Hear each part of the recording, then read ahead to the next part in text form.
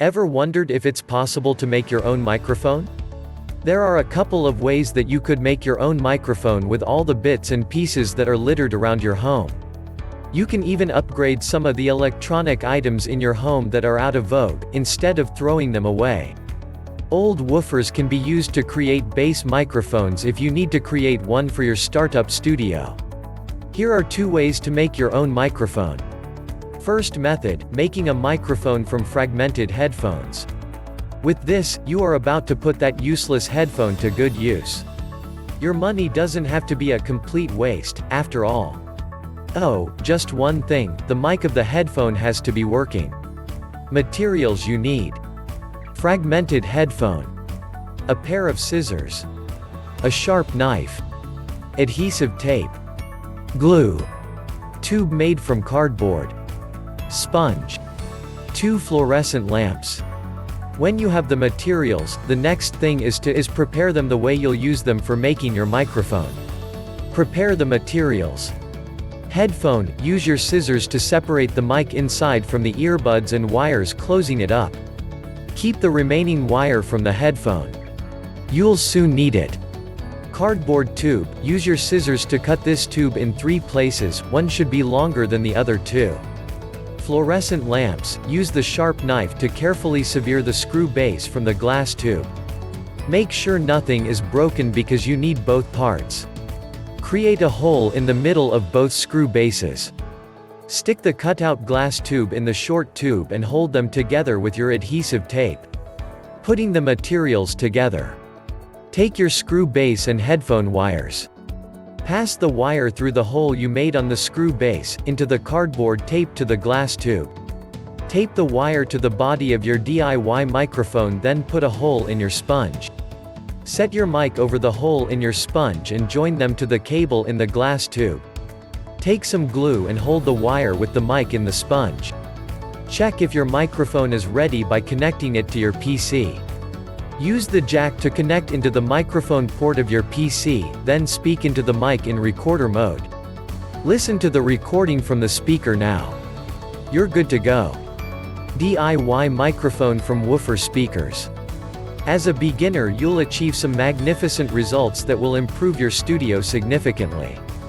You only need those old woofer drivers. Microphone cable. Wire nuts or electrical tape. Mixing board, phantom powered. A drill driver that is powered. And a lineman's pliers that will help you uncoat the wires. Extract the woofer speakers. There are just a few existing speakers that can't be converted into microphones. If you have bass speakers that have been removed from a 3-way speaker tower, it's a perfect one to use for the DIY microphone. The best size of the speaker that suits this job is 12 inches speaker. Begin with taking out the grill of the speaker, then loosen the screws latching the driver to the box. Keep the screws in a place where they are safe because they will come handy soon. Carefully detach the driver as there are 2 wires that line it at the back end. Detach the wires from the box by cutting it off at the end that lies inside the box.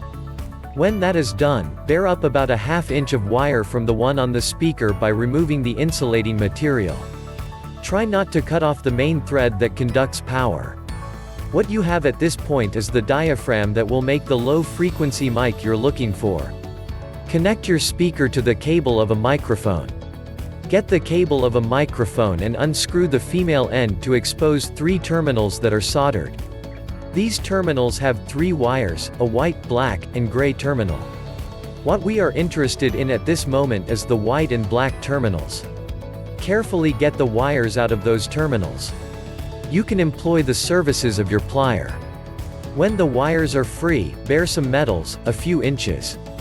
Now that the wires are free, you can join them to the woofer wires. The black wires go together, and the white wire goes with the red wire. Use the electrical tape or plastic wire nuts you got to cover the wire ends that you have twisted together and secure them. Covering the wires help to ensure that they don't ground out on another metal. Check the progress of your microphone. You want to see how well your mic is coming out at this stage so that you can retrace your steps if need be. Get your mixing board powered by Phantom and plug the microphone to it. Hold the driver up to your bass guitar or another low-end instrument and listen for the signals. If they are not static or buzzing, then you're good to go. Secure the tape properly so you can complete your work. Get your microphone a box. The box of your microphone doesn't have to be as complex as that of a subwoofer. A few pieces of scrap wood would do. Just enough to help the mic stand. Plus this is the time you need those screws you kept aside. You'll put the scrap wood together with the screws. Make sure the box is strong enough to hold the microphone. Create a hole through the box where you can pass the microphone wires through. An alternative to using the scrap wood is to cut out the part of the woofer box that was housing the driver and run your connection with it. Any way you choose, your connection has to be strong. Hold your speaker firmly to the box. You can let someone sit on the box to check how strong it is. It should carry human weight. Also, be careful so you don't poke a hole in the speaker cone while you work. Now you know how to make your own mics. If you require very professional mics, they'll cost some bucks but will save you the time of making your own microphones. If you've enjoyed this video, click the subscribe button below. Hit the notification bell so you'll know once we post a new video. Also, drop a comment below so we can know your thoughts. Finally, don't forget to check the description below for more details. Visit our site zimix.com for more awesome microphone content like this.